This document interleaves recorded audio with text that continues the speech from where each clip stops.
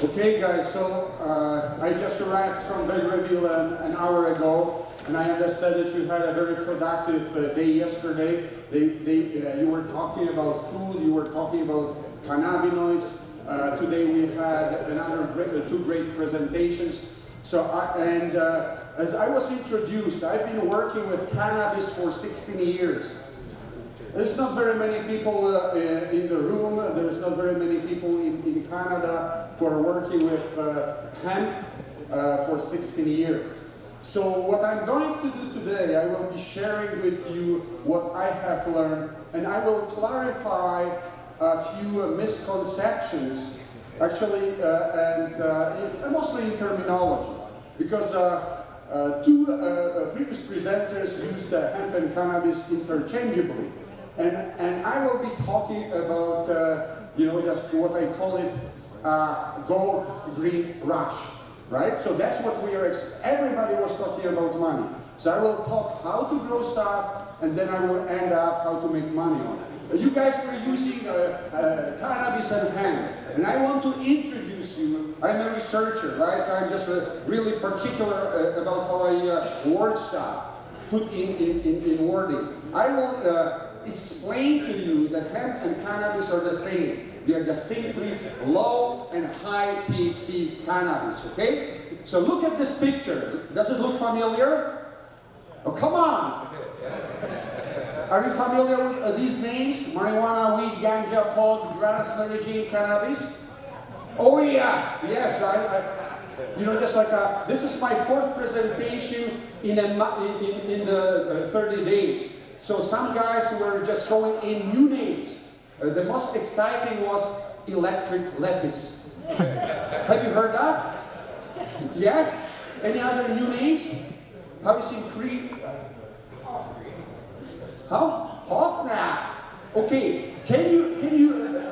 I bet that very many of you are familiar with this crop. Okay, I will show you, and this is high THC cannabis.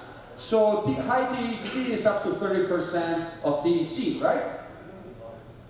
So this is what I call low THC cannabis, what is properly known as low THC cannabis. Some of my colleagues referred to this as hemp. Can you spot three differences between this funnel and this funnel? Three differences. High, excellent, number one. Number two, color? Maybe my pictures are not good. But color could be. What else? Inside, outside, excellent. What else? Light, yes, so inside, outside. And the other, I think I've heard this. Natural. Natural. Well, everything is natural out there. Size. Look at this. Basement or... Yes, absolutely. Indoor, outdoor. Look at the size of the plant, size of the operation, and high-end THC cannabis. Okay, so this is high THC cannabis, this is low THC cannabis. Low THC in Canada has to be less than 0.3% of THC. This is what constitutes industrial hemp or low THC cannabis, okay? Less than 0.3%. Okay? So, you spotted differences. However, quite a few people around here, as I said, I came from Belgreville, cannot spot these differences. Look what happened. I show you this picture of these tall plants out there. Some guys here around Lavoie, 45 minutes drive from here, they came to my breeding nursery and look what they did. They cut off flower heads, which look like this. Flower heads of low THC cannabis, less than 0.3% of THC. Guess what they harvested these flower heads for? For smoking. Yes, good luck. So their joint would have to be 3 meters long. 3 meters long. Because mind you, my low THC cannabis has 100 times less of THC than marijuana, okay? So you spotted difference, and please don't come. I drove in here from from Vegreville, and I still saw Krapko or whoever was, hemp is still standing in the field. Don't go there and don't roll it. It's in vain. In vain. You will suffocate. You will just like get poisoning from incomplete combustion of cellulose. Okay. You got these two differences? Low and high THC cannabis, yes or no? Yes. Oh man, I'm not convinced. Okay. So, as I said, these are brothers. They are brothers. They differ with the only major difference is level of THC. So, marijuana or high THC cannabis is grown for THC, and that's what this crop is for. Industrial hemp is grown for grain. You were talking lots about food. For fiber, there were some indications of fiber. I will explain you how great fiber is. Feed, we have to feed our animals as well, okay? So this is industrial hemp. What do these two cousins have in common? Something you already talked about.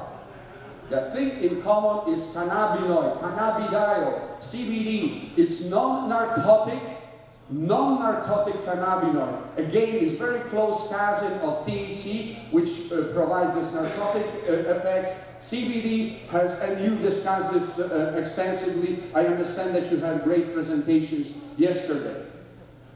Okay, so quickly, I'm not sure if you are familiar. That's great. If not, I will just remind you. In March 98, 20 years ago. Since then, we can grow here in Canada low THC cannabis. It's a regulated crop. We could grow until a month ago. We could grow only for grain, for food, cosmetics, and for fiber. So, as I said, low THC cannabis, aka industrial hemp, has to have less than 0.3%. This is what very many people don't remember. I was surprised even in this community working with high THC cannabis. In July 2001, we here in Canada got access to cannabis for medical purposes. So 2001, terminally ill, severe pain, multiple sclerosis, HIV, and other diseases, you could get medicinal marijuana for that. And of course, October 17th, a month and a bit ago, the new Cannabis Act that legalized recreational marijuana. Everybody knew about it. But why I am so excited about October 17th? Because this new Cannabis Act also allowed for what we call whole crop utilization. So it means that until October 17th, from industrial hemp, low THC cannabis, we could harvest only fiber and grain, and all leaves, all flowers, flower heads that were laden with CBD had to be decayed, all the residues had to decay in the field. So the Cannabis Act is a big deal to hemp industry as well. Keep this in mind. Very many people don't realize that. Okay, so I distinguish two major uses of industrial hemp or low THC cannabis, and the third usage type means CBD usage type is in the works as we speak. So first of all, grain type, plants or varieties are short or very short. Look at the height of these plants. They are typically yield lots of grain and have low fiber yield. However, I distinguish this second usage type, which is jewel or fiber type variety or varieties that are tall or very tall. Look at this hemp bundle in here. This was grown here, my nursery around 2 hills. So it's walking distance from here, right? Very high, and they produce lots of fiber, and we'll be discussing why it's so important. So, as I said, hemp or low THC cannabis can be legally grown under license from Health Canada for the last 20 years, and you could see that there was like ups and downs with production. The last several years we got increasing 20% per year because exports for grain were great. Our growers were growing hemp, exporting grain to China, to Korea primarily. This year is a slightly different story because export markets are shutting down a bit. Look at what is happening here in Alberta. We are here in Alberta, we are just like a Canadian leaders as far as hemp production is concerned. We are steady growing. Typically this, in 2017, I don't have 2018 data yet, they have not been released. 1/3 of the crop was grown here in our province. In 2016, we grew 42% of industrial hemp in Canada. So we guys here in Alberta, we know how to do hemp. And in the future, as you might be aware, and I will be explaining you briefly, future growth of this low THC cannabis industry will be fueled by fiber and by, of course, CBD. So, what is our current Canadian focus as far as low THC cannabis is concerned? We are using this crop as a multi-purpose crop. Look at this plant. And by the way, this is only optical illusion for now. Right now, this plant is not taller than the telephone pole, but we are working towards it. And again, I pulled out this plant on Highway 631. I bet that some of you might be on this highway. And seriously, some guys, they realized that it was not a Christmas tree plantation, but a hemp nursery only after we harvested. So these mighty plants, these big plants, we here in Canada, we're developing this crop as a multi-purpose crop that every single bit of this plant, every single piece of this plant can be used, and more importantly, can be sold for money, to generate wealth and generate revenue. So of course, seeds and flower heads for grain and for CBD. And as we said, these mighty stems, they contain fiber, actually 2 types of fiber, short fiber and long fiber. And we'll be talking about products that are derived from these 2 types of fiber. And guess what? Until recently, we're neglecting roots.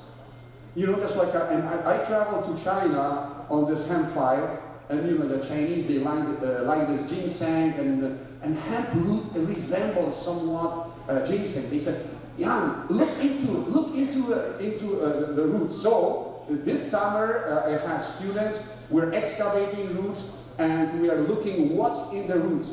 Just like we know that hemp, they can extract from soils microelements,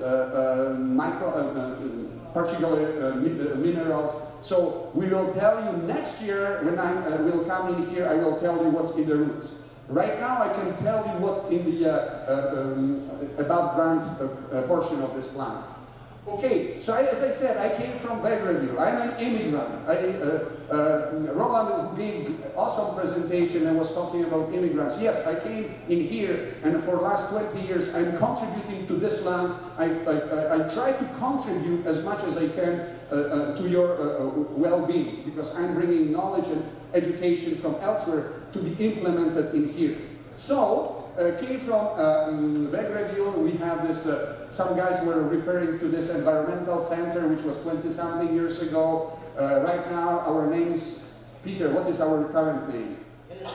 Okay, Peter knows better than I do. So yes, we are changing name every 2 years. So, but just if you go to Vegreville, you will see our building just like on Highway 16A. Yes, Inotech, Alberta. So 16 years ago, I came and I started realizing, look at this plant. There's no other plant in Canada that can provide so much good stuff, including money, to our societies.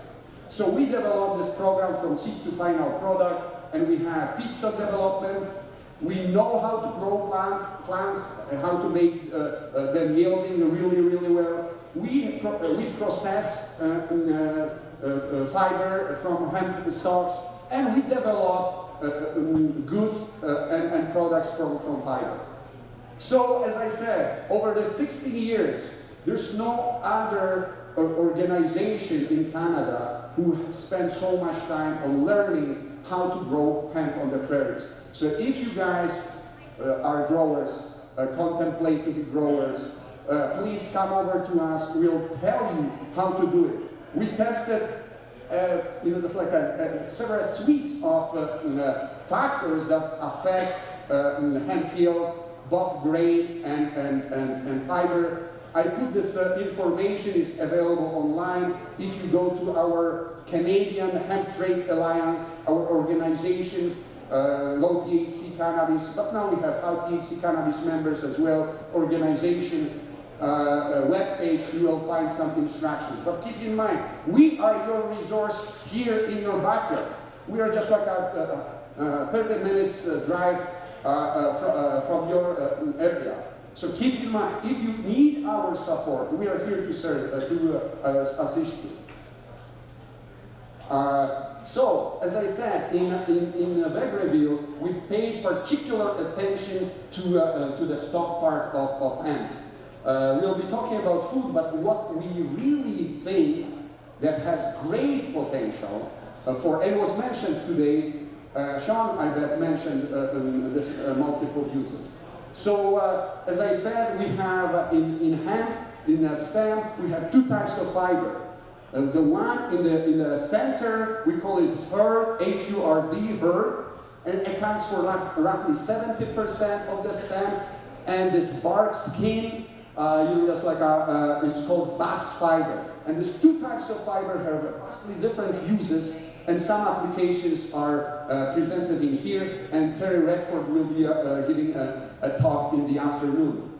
So to get these two types of fiber from the stem, you have to decorticate or separate these two fibers. Once again, I'm cordially inviting you to Vegreville. Come over, we'll show you the only one of its kind fiber processing facility in the world. There's no other facility like this. Research and development facility that we can process hemp for products or technologies that you might be interested in. So as I said, we are just generating these two types of fiber, bast and hurd. So come over, give me a shout, we'll accommodate you. We're hosting visitors pretty much twice a week, 3 times a week.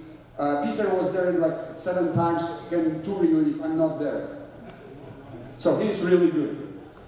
So, as I said, we are providing fiber and developing this fiber industries here in Alberta. People don't realize that it's not fiction. It's not wild boar, ostrich, or whatever, just like opportunities that farmers were talking. And yeah, this hemp is like it's not ostrich, because people lost lots of money, right? On wild boars, on some alpacas, and you name it. No, look at that. We already have how many on the ground factories manufacturing goods, all kind of goods from hemp grown here in Alberta, processed in Vegreville, and incorporated into vast plethora of products. Everything from nanotechnologies to building materials to car parts, and you name it. Okay? So, a few highlights. The biocomposite group out of Drayton Valley. So you can see car parts. They are just like in conversations with Toyota and GM. Hopefully not this GM maybe from Reform, because GM in Oshawa, terrible thing, right? So they are just, right now, they are already manufacturing erosion control mats. If you go to Kiwi Mart, to just like your garden supply stores, you will get this Terra Fiber. Just like if you want to grow your plants, they have a matrix for you. Right now, they are developing slabs for high THC cannabis growers. They will be growing high THC cannabis in low THC cannabis fiber. So they are really, really progressive, really inventive, and it is happening right now here in Alberta. The other is Natural Fiber Technologies out of Nisku. And so they are just like, they have several products, including the cinder blocks, mulching materials. Look at this the composites that they are developing for different purposes. And they are already selling these products as well. The other company using here in Alberta is Canadian Greenfield Technologies out of Calgary, and they have very interesting technology incorporating hemp fiber into cement. And look at the skate park pool. They got a contract to build bobsled run for Beijing Olympics in 2022 or something like that, next Winter Olympics. So, guys, it is happening right now, right here. They are looking for high quality fibers. Greenfield Technologies developed, they call it the hemp train, which is a fiber separation facility for those guys who want to separate hemp fibers on their location. So they have, and the hemp train also has capacity to collect this, they call it microgreens that can be used for CBD extractions. Textile application, somebody mentioned, it's not fictional. Matt, can you show your backpack? So these jeans that I have there, they were made out of hand-grown in Vegreville, processed in Vegreville and manufactured by a company out of Quebec.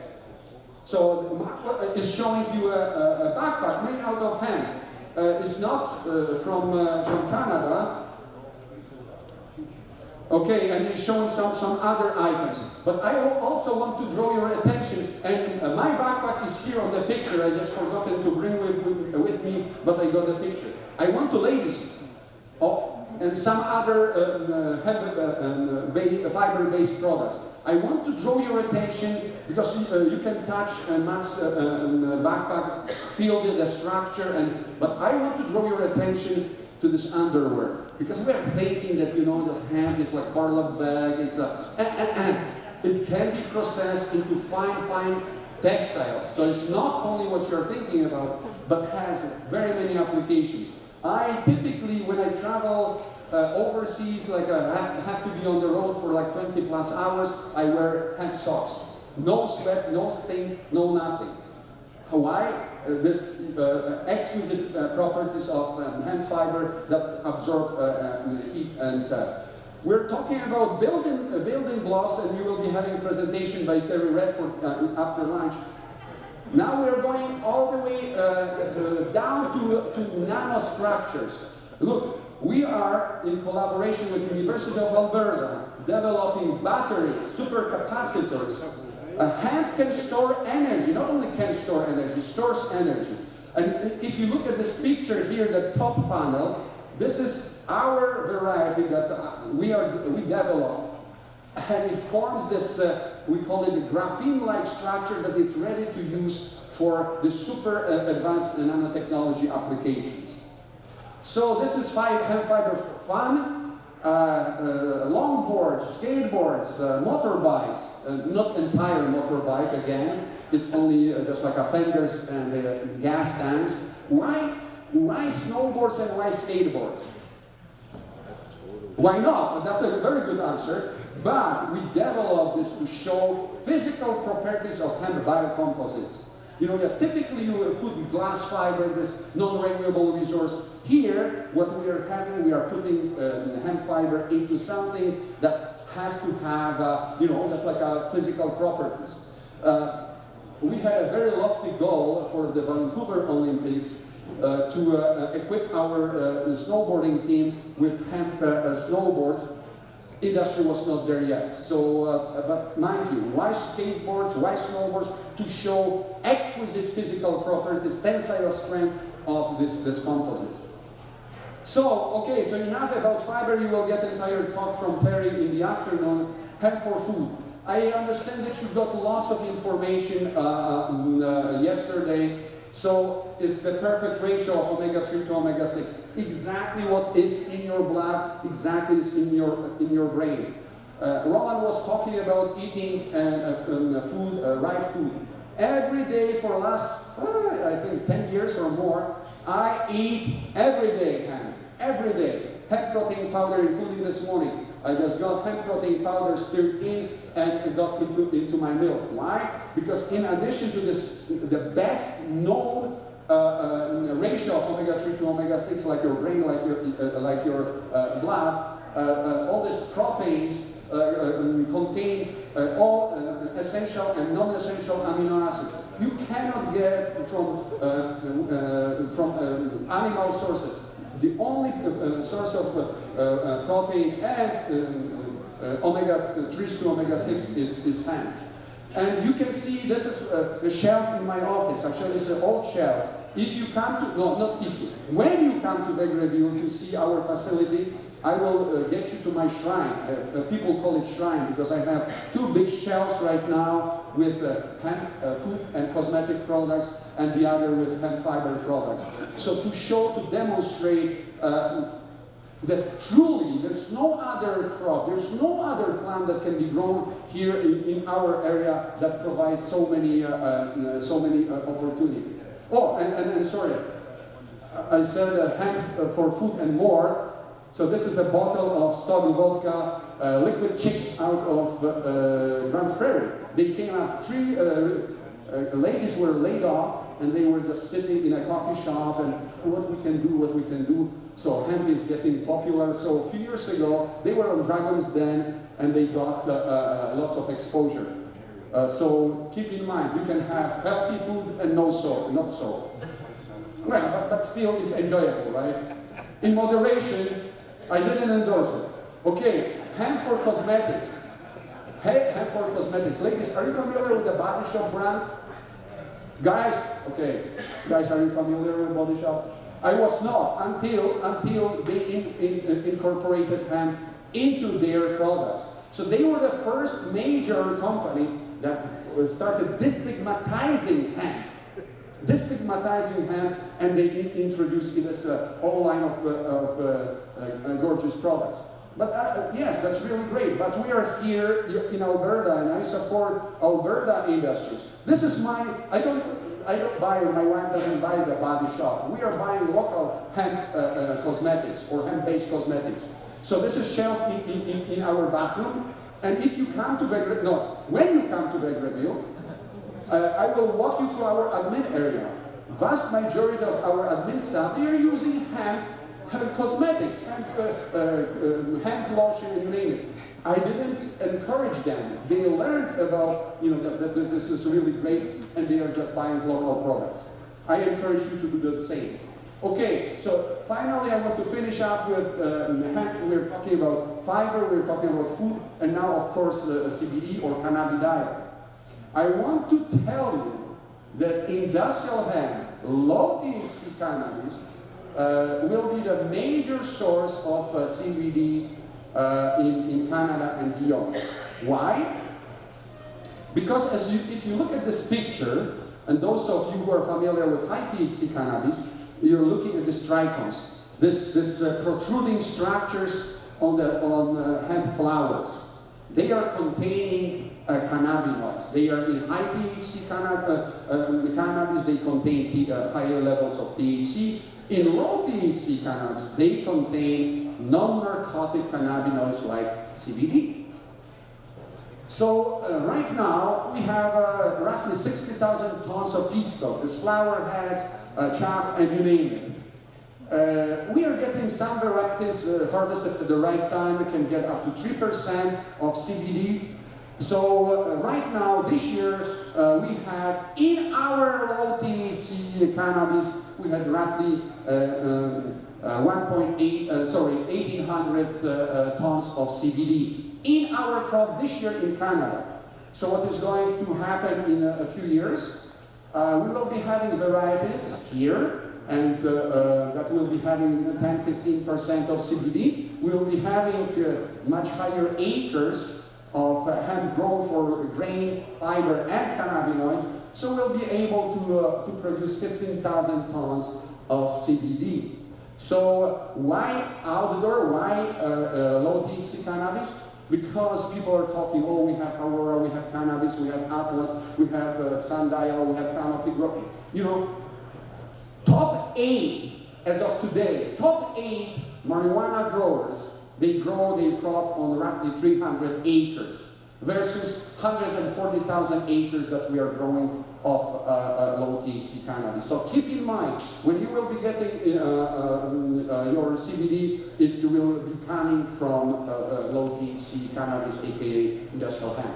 So but this is my last slide. I promised to talk about money because as somebody said that you cannot be free without if you don't have money. So